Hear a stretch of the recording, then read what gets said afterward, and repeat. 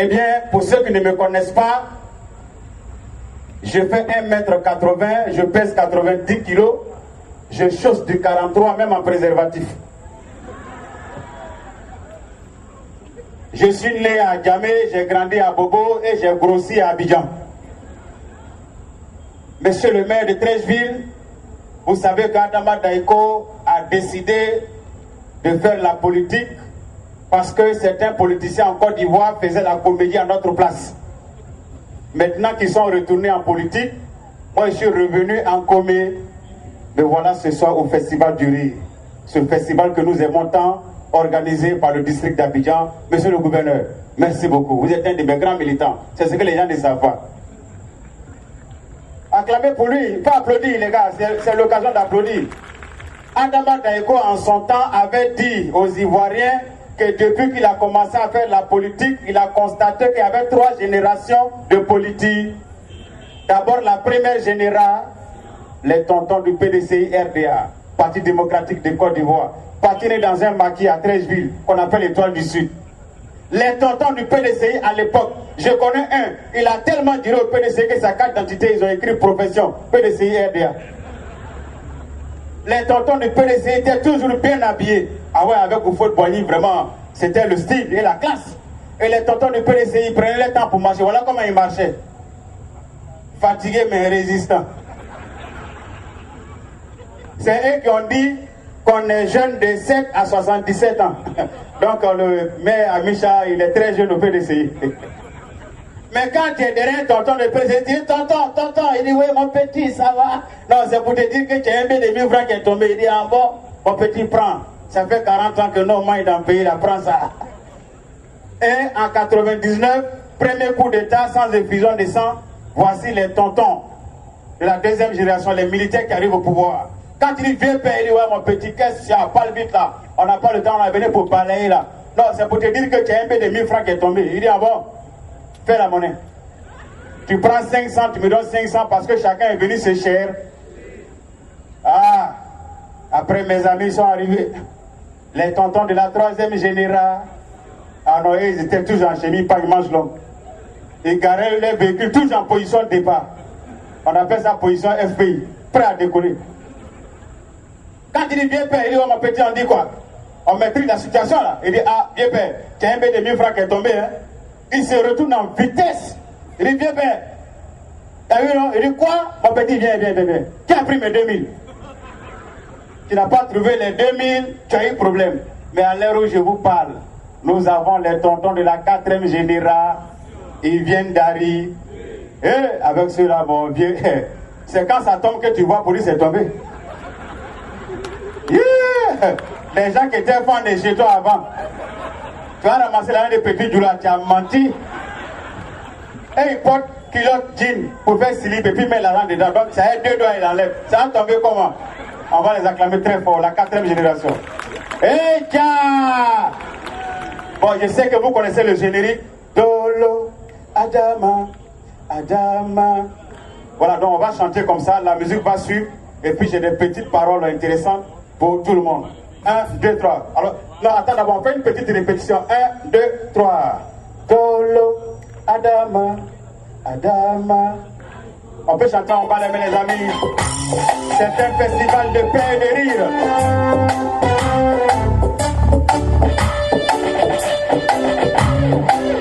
On va les mains, les gars, c'est la fête, hein.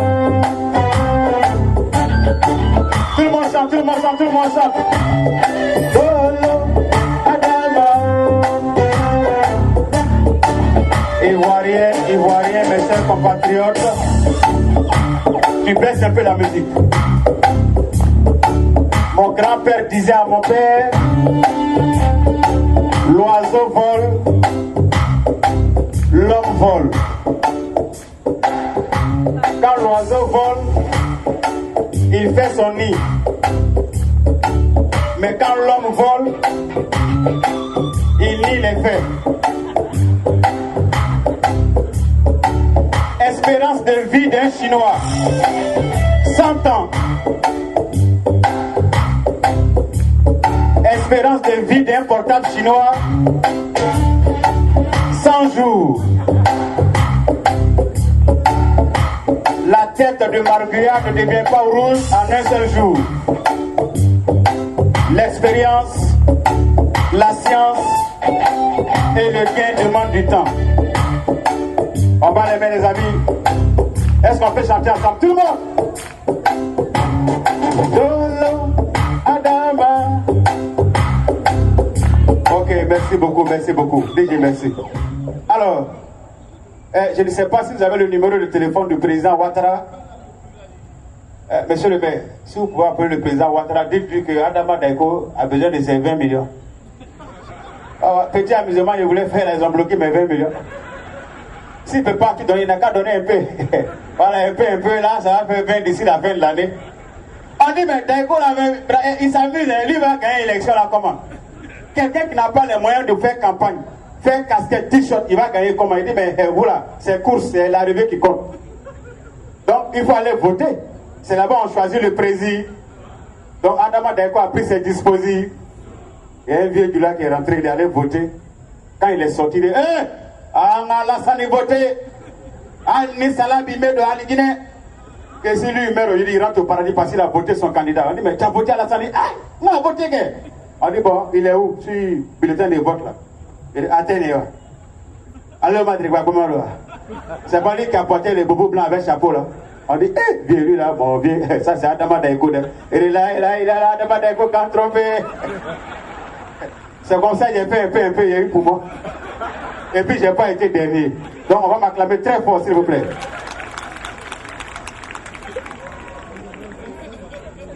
Alors, vous savez, je suis allé voir un ami docteur. Un ami docteur qui soigne. Et voici un patient qui hante. Le docteur dit, toi là, ça fait plus de 10 fois dans la même semaine que je te reçois. Ton cas est un peu critique. Il faut qu'on te fasse faire un examen de sang. Mais est-ce que tu sais comment on fait l'examen de sang? Il dit, non docteur. Il dit, bon, on va te couper le bout du doigt pour extraire le sang. L'examiner et on verra la suite. Il a commencé à pleurer. Il dit, docteur, me couper le bout du doigt pour extraire le sang? Il n'y a pas une autre méthode? On dit, non, c'est l'OMS qui a demandé ça. Et pendant qu'il pleurait, il y a un second qui est entré, il dit, mais mon ami, tu pleures pourquoi? Il dit, c'est pas docteur, hein? Il me dit que je suis malade, que je dois faire un examen de sang. On doit me couper le bout du doigt pour extraire le sang. Il dit, d'accord, mais c'est difficile, il faut comprendre. Lui aussi s'est mis à pleurer. Et il me dit, mais pourquoi? Il dit, c'est que pour moi, là, c'est compliqué. Moi, je suis venu faire un examen d'urine.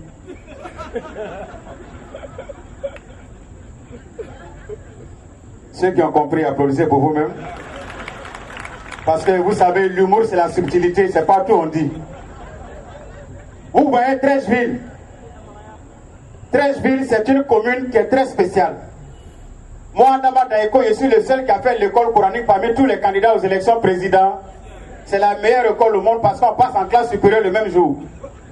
À l'école coranique, quand tu te trompes, on te chicote, tu te reprends, tu avances. Dans le bac, là, tu fais ça en 3 ans. Comment appelle-t-on quelqu'un qui saute? Non, dites-le à haute voix parce que les officiels sont là. Quelqu'un qui saute. Non, les gars, vraiment, sortez la voix. Quelqu'un qui saute, qui joue, qui dribble, qui attaque, qui vient. Attends, les gars, qu'est-ce que ça? Il n'y a pas d'université à 13 000. Bon, quelqu'un qui court, quelqu'un qui saute, qui tape, qui gifle, qui raquette, qui s'assoit. Bon, on fait le dernier virage. Celui qui se trompe, il va se lever pour partir. Bon, quelqu'un qui siffle, qui siffle, qui pleure, qui rit, qui juge. Attends, qui a dit jugeur?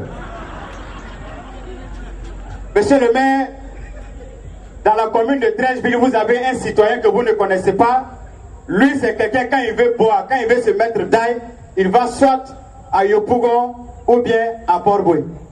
Tellement il respecte sa commune. Il est allé boire à Yopougon. Il sort du maquis, il est saoulé. Il ne voit pas sa moto. Sa moto a disparu. Il demande au gérant de cabine. Il dit, mon frère, excusez-moi, tu n'as pas vu ma moto? Il dit, ah, vieux père, moi je suis gérant de cabine, je ne suis pas gérant de parking. Il demande aux jeunes, jeune homme, vous n'avez pas vu ma moto quelque part ici? Il dit, non, non, on n'est pas là pour garer moto. Qu'est-ce que ça? Est-ce que tu nous as vu quand tu garais? Il dit, bon, d'accord. Je rentre. Je m'avais boire encore. Je reviens. Si je n'ai pas retrouvé ma moto, la dernière fois, ce que j'ai fait à Port-Bouille, j'ai fait la même chose ici. Est-ce que vous me connaissez? Vous me voyez comme ça? Vous me connaissez? D'accord, d'accord. Vous allez voir ce que j'ai fait. Il est rentré, il a bu 2 bouteilles, il ressort. Il voit sa moto qui est garée avec 10 litres de carburant comme Guassou.